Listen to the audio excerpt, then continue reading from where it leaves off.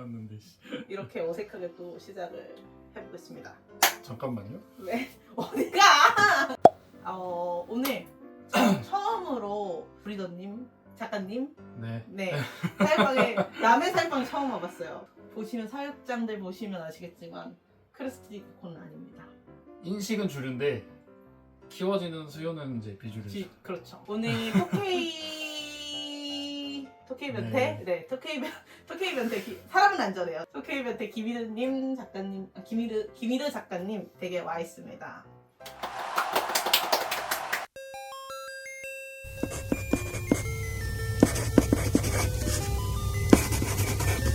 그래서 오늘 사실은 제가 김희르님 댁을 방문한 이유가 있어요. 저희 요즘 매장에서 토케이의 수요가 옛날보다 훨씬 많거든요. 근데 보호자님들에게 조금 정확한 케어 시트를 좀 전달해드리고 싶고, 그 전에 토케이라는 동물이 어떤 동물인지를 사실 보호자님들이 좀 아셨으면 좋겠어서, 혹시 미르님 토케이 하면은 그래도 보호자님들께 가장 설명드리고 싶은 부분들이 있으실까요? 일단 시중에 많이 알려져 있는 바로는 토케이 개코가 되게 지능이 높다. 저도 엄청 똑똑해서 뭐 사람의 얼굴을 알아본다. 뭐 음, 인식을 한다. 뭐 이런 이야기들이 워낙 많은데 육아도 한다. 뭐 그러고 사실 되게 오해가 된 이야기들이 많습니다. 어떤 부분에서 그럴까요? 토케이 개코라는 종 자체가 이제 야생에서 살아오면서 이제 군집 생활을 하게 된 것도 얘네들의 진화의 산물이라 생각을 하거든요. 살아남기 위해서 보통 아프리카에 있는 이제 가젤이나 이런 애들 보면 나고드는 애 하나라도 있어야 포식자로부터 살아남잖아요. 그래서 무리 생활하는 애들이잖아요. 토케이게코도 그런 느낌이라서 가족 단위로 군집 생활은 하지만 그 안에서도 도태된 애들이 있고, 어쨌든 현지에서도 많은 현지인들이 사이테스에 대한 인식이 좀 많이 약하다 보니까 아직까지도 많이 잡아먹히고 있는 상황이라서 어쨌든 하나를 내주고 우리는 산다.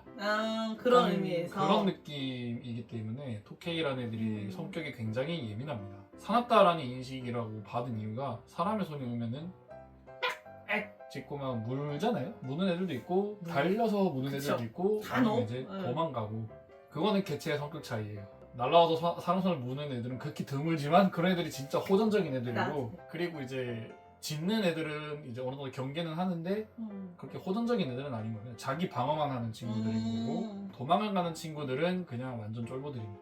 그렇게 생각을 하셔야 되고요. 자기가 키우는 그 아이에 대한 성격과 성향을 파악하기 제일 좋은 방법은 모기장을 하나 사가지고 풀어놓으세요. 그러면 이 아이가 그 안에서 돌아다니면서 굉장히 다양한 행동 다양성을 보여줄 거예요. 처음에는 적응하느라 도망다닐 수 있거든요. 근데 적응을 한 개체들 중에서는 호기심이 많은 친구들은 돌아다니면서 바깥을 좀 구경하고 돌아다니면서, 그렇게 돌아다니고 싶어 하지 않는 애들은 위쪽 구석. 구석, 아래쪽 구석 이런 데를 도망가 숨어요. 그리고 굉장히 사람한테 좀 친화적인 애들도 있거든요. 그런 애들은 그냥 주변에 그냥 계속 맴돌아요. 어쨌든 이 친구들은 야생에서 사람뿐만이 아니라 자기들보다 눈이 큰 존재들, 눈이 큰 존재들은 웬만하면 다 천적으로 인식하기 때문에, 그리고 이제 한국에서도 시비들이 많이 태어난 건 사실이지만 아직 야생에서의 혈이 멀어지진 않았거든요. 많이 멀어봤자 3세대지. 이게 개발된 게. 네, 아직 1세대, 2세대를 더 이상 벗어나질 못했어요, 아직도.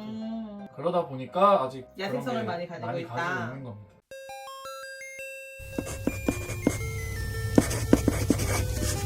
제가 미르님 하신 얘기 중에 조금 궁금한 얘기가 있는데, 일단 토케이가 사람을 알아본다 라는 얘기를 아까 하셨잖아요. 저는 알아본다고 느끼긴 하거든요.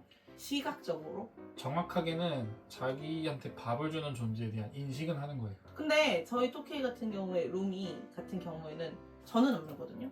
나머지는 다 물어요. 그게 그건 거예요. 자주 얼굴을 본 사람과 그쵸? 처음 보는 얼굴을 보면 경계를 하는 거죠. 그러면 낯서니까. 그거는 알아보는 걸까요? 인식한 거라고 봐야 되죠.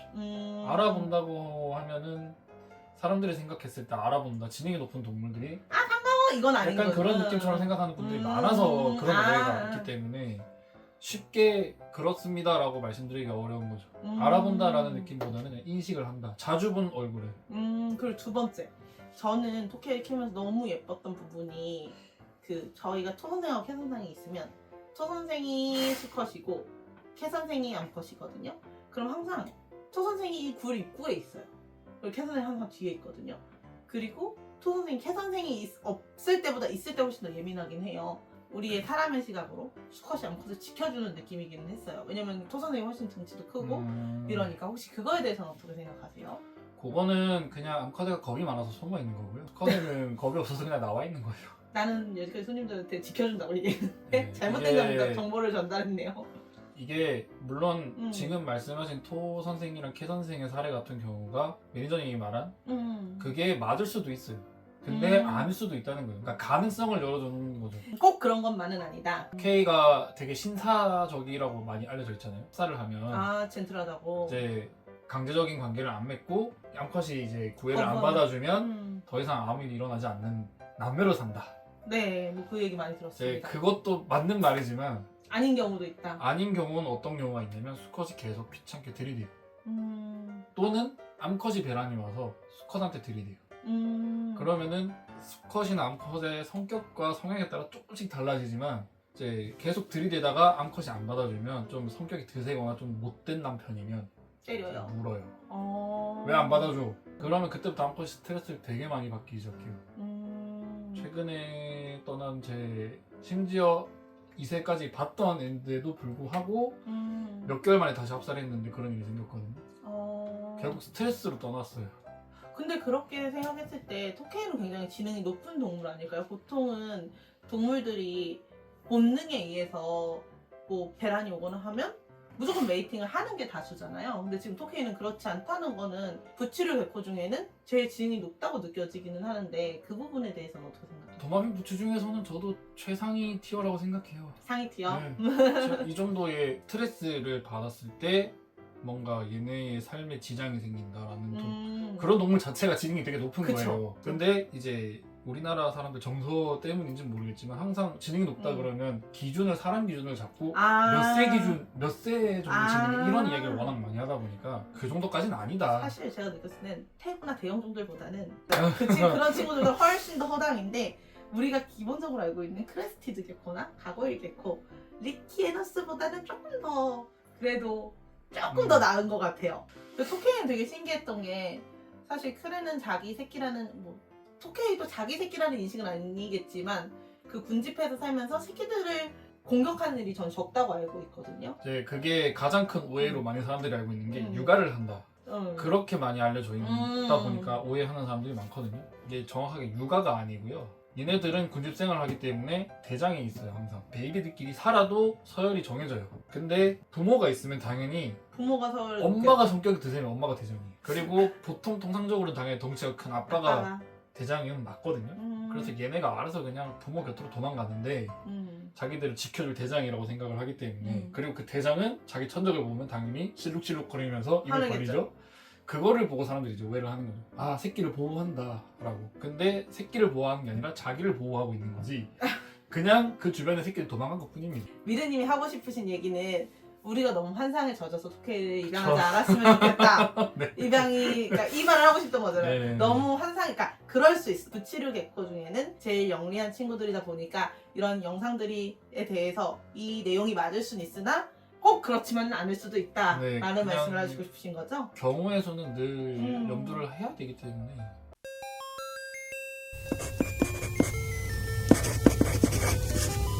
그러면 이제 이런 토케이들의 기본적인 성향에 대해서 지금 우리 얘기를 해봤는데 토케이들이 사는 환경은 미르님이 보실 때 어떻다고 생각을 하세요? 공부를 열심히 많이 한다고 해도 이게 직접 현지에 가서 본 게 아닌 이상 확실하다, 정확하다, 맞는 거다라고 말할 수는 없고요.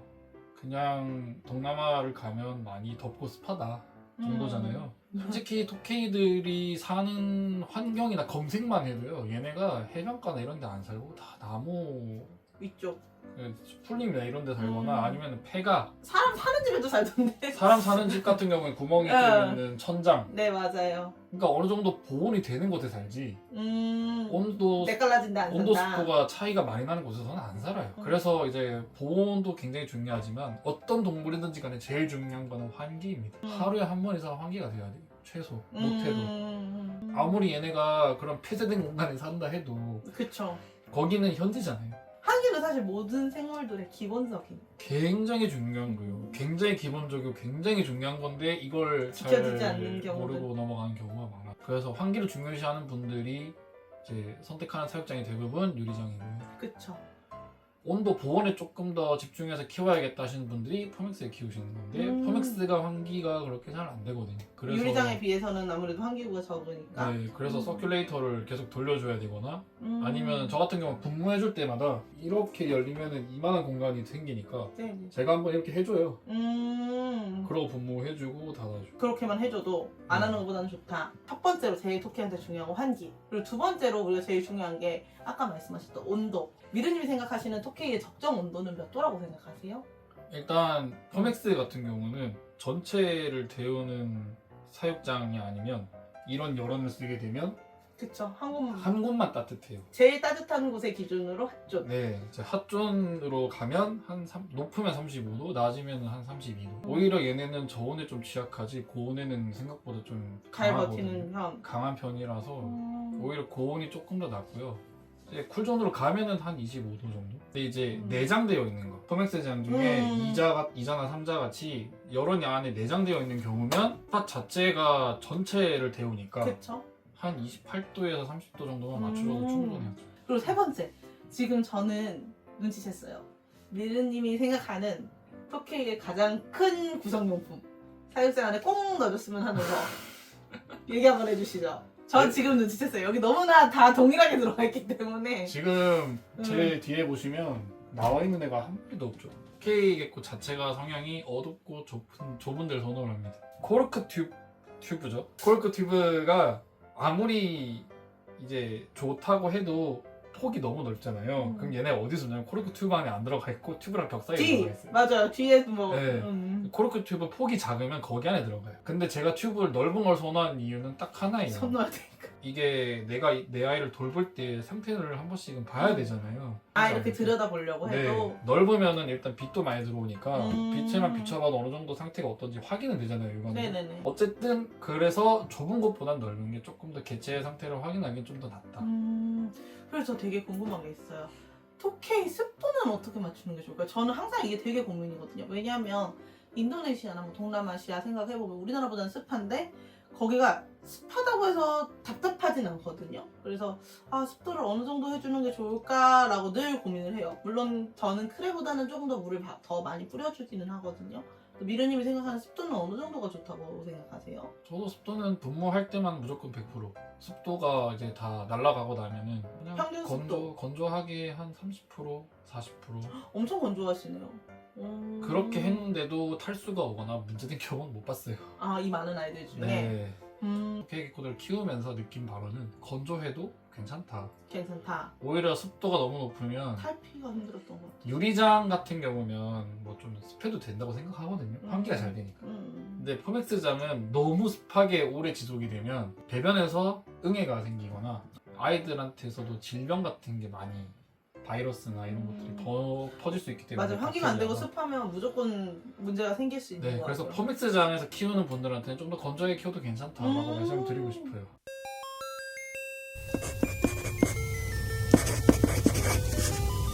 미르님이 생각하는 이거는 앞으로는 더 케어시스가 변할 수도 있고 뭐 다르게 생각하시는 브리더 분들도 있을지 모르겠지만 토케이 덕후 김미르가 생각하는 토케이가 성체가 한 마리가 살 수 있는 최소 사이즈는 어떻다고 생각하나요? 한 마리 기준으로는 303045. 암수 한 쌍으로 가면 303045도 나쁘지는 않아요. 왜 그러냐면은 오히려 넓은 사육장에서 첫 합사가 들어갔을 때는 잘 맞는 애들은 그냥 적응 잘하고 잘 지내거든요. 근데 그거는 진짜 운이 좋아야 돼.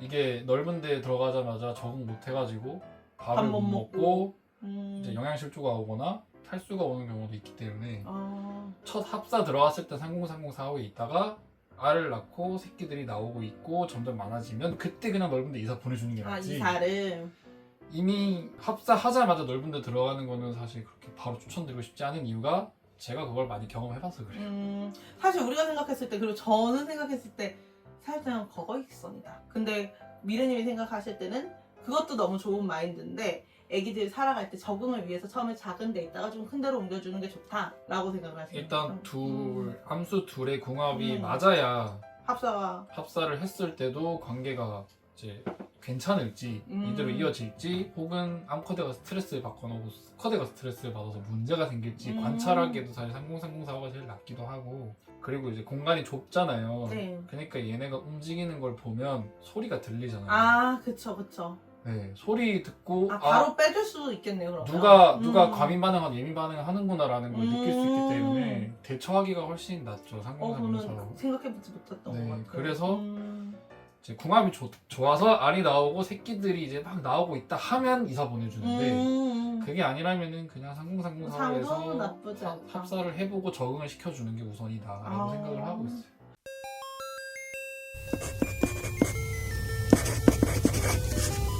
그래 토케이가 그럼 똑똑한 게 맞네. 관찰하고 볼수록 진짜 재밌는 동물이에요. 미르님 솔직히 말하면 토케이가 아무나 부양받는 게 싫어서 자꾸 안 똑똑하다고 하는 거죠. 내가 지금 미르님이 하는 얘기 다 들으니까 토케이는 똑똑한 게 맞아. 근데 이게 갑자기 목이 타세요? 이게 말을 많이 너무 쉽게 분양되지 않았으면 하는 토케이 덕후의 마음이신 것 같아요. 제가 느끼기에는. 제가 여러분들한테 또 그렇고 제 사육방에 입양하러 오시거나 그냥 놀러 오시는 손님들한테도 늘 알려드리는 제가 지금까지 연구하고 키우면서 알려드린 이 케어 시트의 대부분이 다 아이들의 목숨값이에요.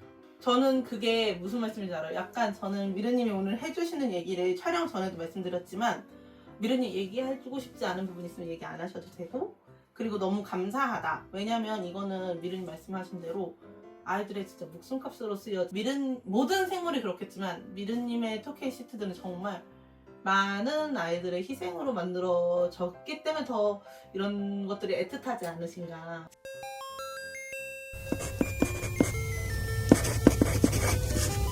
제가 되게 성덕인데 그 이유가 저는 이제 제가 작가님으로서도 제가 되게 좋아하는 작가님이고 제가 사실 저희 매장에 토케이 손님들이 많아요. 이유가 제가 맨날 토케이를 주머니에 끼고 있는 날이 굉장히 많거든요.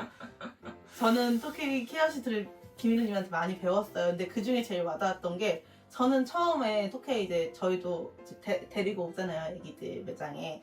그럼 저는 크루랑 똑같이 밥을 줬거든요. 2, 3일에 한 번 3, 4마리. 근데 미루님이 그러면 안 된다는 거예요. 애기들 네. 많이 먹여줘야 된다는 거예요. 그래야 네. 토케이가 잘 큰다고. 그래서 지금은 저도 애기들 귀뚜라미 이틀에 거의 10마리씩 때려 넣어주고요. 그리고 그렇게 하니까 애기들이 진짜 쑥쑥 커요. 이게 토케이 게코들의 특징 중에 얘네가 성장기 때 못 먹으면요 골격이 안 커요 잘. 특히 암컷은 정말 안 커요. 그리고 개체마다 차이가 있어서 배란이 일찍 온 애가 있고 늦게 오는 애가 있고 아무 일 없다는데 지나가는 애가 있는데 배란이 왔을 때 거시기 오는 친구들은 나중에 밥을 먹기 시작해도 안 큽니다. 골격이 안 자라요. 무정란을 낳았어도 당연히 안 크고요. 그러다 보니까 한참 먹을 때는 그냥 팍팍팍팍 주셔야 돼요. 자, 이 친구 밥 매일 먹습니다. 미숙아로 태어났다가 이제 당시에는 원래 주인이었던 분이 먹이를 조금씩 줬어요. 그분도 토끼를 되게 오래 키웠던 분인데 베이비들은 그렇게 관리를 늘 했었어요. 왜냐면 얘가 작으니까 또 그 귀뚜라미한테 공격당할 수도 있잖아요. 그래서 근데 이제 제가 다시 맡아서 키우게 되면서 밥을 매일 줬거든요. 풍성장 중입니다. 이 친구 몇 월생이라고요? 6월생입니다. 몇 년? 작년 6월. 24년 6월? 네. 6월? 오씨 되게 크네요. 근데 6월생인데 이 크기는 사실 그렇게 잘 큰 편은 아니에요. 저희 집 애들은 이 친구보다는 좀 작아요. 네. 이 친구 말고 밑에 아이를 보여드리면 같은 성별이고 이 친구도 수컷이고 이 아이도 수컷인데 얘도 아마 6월생일 거예요. 아까 그 친구랑 비교해보면 머리 하나 정도는 더 큰 것 같아요. 아까 그 친구보다. 그리고 좀 더 어깨가 넓은 것 같아요. 이렇게 토케이들이 어릴 때 먹이를 잘 줘야 성장기 때 빡빡빡 자라라고. 암컷 같은 경우에는 알을 낳았을 때 이제 거식이 와버리면 그때부터 안 크게 되면 이제 산란을 하면서 문제가 생길 수 있기 때문에 어릴 때는 밥을 최대한 많이 주는 게 좋다.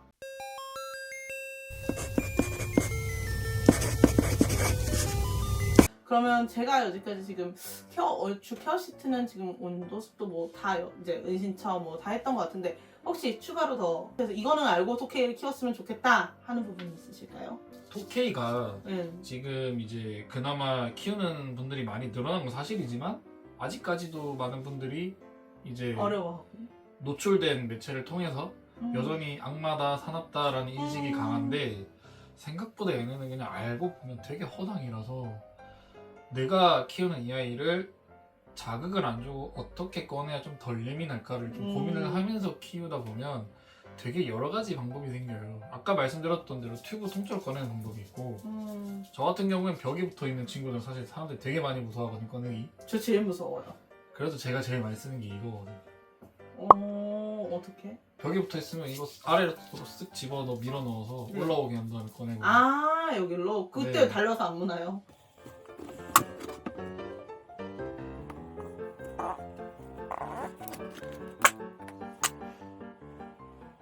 안 뭅니다. 도망가니지. 음. 그래 얘네를 진짜 허당이라고 느꼈던 포인트는 뭐였냐면 아까 말씀드렸던 거 있죠. 어둡고 좁은 데를 좋아한다고. 제가 후드티나 바지 주머니 실험 삼아서 예전 21년도에 그냥 쓱 집어넣어 봤는데 그냥 들어가더라고요. 안 나와요. 사람들이 제가 아무리 이렇게 얘기를 해도 정말 안 믿거든요. 눈앞에서 보여줘도 안 믿어요. 제가 예전에 상수역에서 예전에 이제 모 업체가 행사를 할 때 거기서 이제 토끼를 하나 입양했었는데 WC 성체였거든요. 보는 앞에서 뒤집고 보는 앞에서 후드 모자 집어넣었을 아 근데 때 이거는 기민은 한정이에요. 왜냐면 기민은 토케이를 안 무서워합니다. 배 뒤집는 거 빼고 그러면 그냥 이렇게 후드 모자에 이렇게 쓱 넣었어요. 네. 들어가는 걸 눈앞에서 보고도 안 믿어요. 도망가면 어떡해. 그렇게 라고 생각 많이 그러니까 하거든요. 라고 생각을 하시니까. 근데 얘네가 어둡고 좁다라고 생각하는 그 순간 거기서부터 가만히 있어요. 토케이라는 동물에 대해서 정말 잘 연구해서 진짜 눈썰 있는 분들은 아실 거예요. 얘네가 시각에 대해 굉장히 예민해요. 그래서 눈에 뭔가 밟혔을 때 반응을 하는 거란 말이에요. 어두워졌어. 안 보이잖아요. 그쵸. 그럼 반응이 없는 거예요.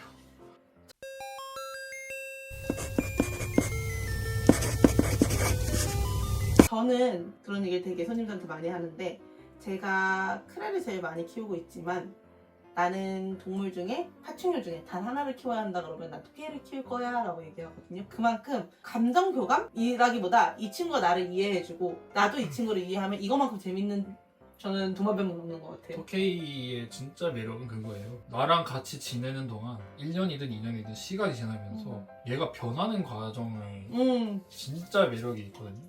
그래 봐요. 애기 때 밥 잘 먹고 순하던 애가 수컷으로 크더니 발정 나더니 내 손만 다 그런 건 아니야. 다 그렇다는 건 아닌데 우리도 그 많은 애들 중에 3마리만 그런다고요. 3마리씩 이기나요? 우리 애들이 많으니까. 제 말은 지금 크레를 모아갑니다. 여러분 기민이가 여러분. 크레를 모아가고 있습니다. 크레 저도 집에 크레가 140마리나 있기 때문에 네. 크레 정말 좋아하고 농담입니다. 나를 나락으로 보내려고 아주. 그러니까 제 말은 토케이 같은 경우는 처음에 나한테 되게 호전적으로 굴던 애가 시간이 지나면 점점 나에 대한 경계를 점점 안 하고 풀어지는. 점점 나한테서 도망도 안 가고 손을 내밀었다고 물론 올라타는 애들만 있다는 건 아니지만 어느 순간 올라타는 애들도 있고 물론 도망을 안 가고 그냥 쳐다보는 애도 있고 맞아요. 먹이 주면 어느 순간 자율 주거나 DC해 줄 때만 받아 먹던 애들 혹은 내가 없을 때만 먹던 애들이 어느 순간 내가 있을 때 먹고 어느 순간 내가 핀셋을 넣어주자마자 핀셋부터 묻는 애들 그렇게 변화가 오는 과정을 보면 빠질 수밖에 없는 거죠. 얘가 나를 드디어 신뢰를 해주기 시작하는구나 라는 것 때문에. 그래서 제가 정말 크레를 되게 좋아하지만 크레들한테 너무 미안한 게 토케이를 키우면서 진짜 동물 키우는 것 같다고 느꼈어요. 이게 얘네가 변하는 과정 자체가 성격이 바뀌는 게 아니라 나를 신뢰한다라는 느낌으로 바뀌면서 동시에 그런 쾌감이 있는 거다 보니까 우리 영상이 전반적으로 되게 네거티브해. 그 토케이는 멍청하다, 교감하지 않는다 하지만 이 지금 하고 있는 얘기가 결국에는 정성스럽게 키우고 내가 이 친구를 이 동물을 배려하면 이 친구 그만큼 나한테 가까이 와준다는 얘기를 하시는 거거든요. 그래서 계속 네거티브하게 얘기하는 거. 그래서 제 말은 잘 얘기를 해줬으면. 그냥 야생 고양이 한 마리 키우고 지금 저도 그 생각했어요. 토케이는 길고양이를 키우는 것 같다는 느낌을 저도 같은 생각을 했어요. 오늘 지금 촬영하면서 미르님하고 얘기하면서. 그래요? 전 이 생각을 한 3년 전부터 하고 있었는데 그러니까 물론 나보다 토끼를 먼저 키웠잖아. 그리고 이 얘기할 때 진짜 눈빛 한번 돌려보세요. 토끼가 어떻게 같지 않았어요? 지아야 잘 봐봐. 확대해서. 전 이 생각을 한 3년 전부터 하고 있어요. 그러니까 미르님이 하시는 얘기들은 그 말이 정말 딱 맞는 것 같아요. 길고양이 한 마리를 내가 정말 데리고 와서 애지중지하면 정말 이렇게 말던 애들이 이렇게 가까워지고 이렇게 가까워지고 이렇게 가까워지고. 그래서 미르님이 내가 이 친구들한테 마음을 열고 이 친구들을 배려하는 만큼 나를 똑같이 나한테 그만큼 간격을 좁혀주는 도마뱀이다 라는 말씀을 하고 싶은 것 같고, 하지만 이게 쉽거나 되는 일이 아니기 때문에 너무 쉽게 이 동물을 생각하지 않아줬으면 좋겠다라는 말씀을 하고 싶으신 것 같아요. 어디까지나 이 동물은 관찰하고 아무리 친해져도요, 거리가 항상 있어요. 사람도 그 거리는 배려를 해주고 지켜줘야 이 친구들이 오래오래 잘 살 수 있지 않나라는 생각을 요새 더 많이 하고 있어요. 그러니까 지금 봐요, 제가 뭐 몸에 애들 붙이고 있는. 근데 저는 오늘 영상 할 때 애들을 꺼내놓고 하고 싶지 않았던 게, 사실 이 친구들 빛에 되게 민감하고 그리고 예민한 아이들이다 보니까 아무리 순해도 나는 그게 스트레스 상황일 수 있다고 생각을 해요.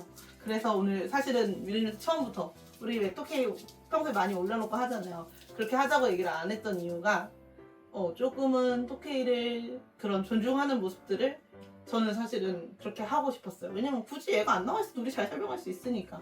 원래는 작가님으로도 너무 좋아했지만 토케이 브리더로도 사실 우리나라에 되게 좋은 브리더분들이 많아요. 뭐 다 일일이 나열할 순 없지만 아시는 분들은 아실 거예요. 되게 좋은 브리더분들이 많은데, 그 중에 또 물론 제가 미르님을 굉장히 평소에 많이 놀려먹고 괴롭히지만 또 존경하는 브리더님 중에 한 분이고, 제가 성덕이라고 느끼는 건 오늘 이렇게 이 자리에 와서 또 미르님과 촬영을 할 수 있게 돼서 저는 진심으로 감사드립니다.